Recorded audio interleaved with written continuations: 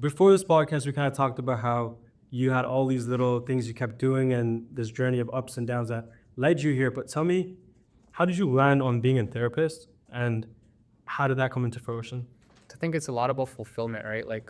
I think we do stuff and we try and see if it fulfills us, but you can't see if it fulfills you until you do it. So I pivoted a lot in my life. So I was a fitness coach at some point. I guess entrepreneurship is something I do.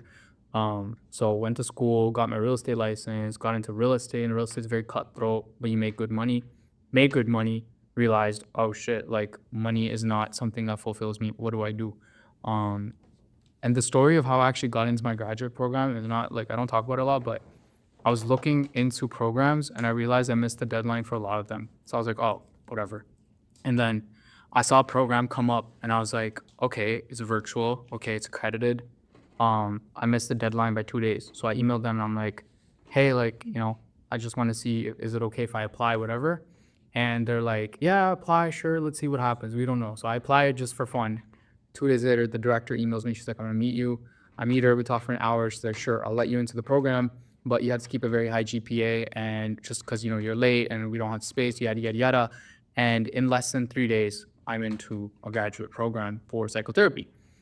And hadn't committed to it, but I knew I had to do something different. And I think that's where a lot of people falter is like they think the fulfillment comes from doing the thing immediately. It actually comes from a lot of time in the field, in the trenches, as they say.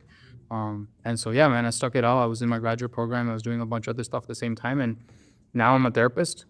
And I can happily say I'm very, very fulfilled in my job. Fair enough. We spoke about this before, and it's a question that a lot of people, when I speak to, have. But who is therapy really for?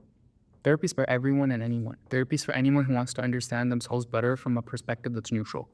If you want to understand yourself better and you go to mom, she'll look at you from a place of love, from caring, from nurturing.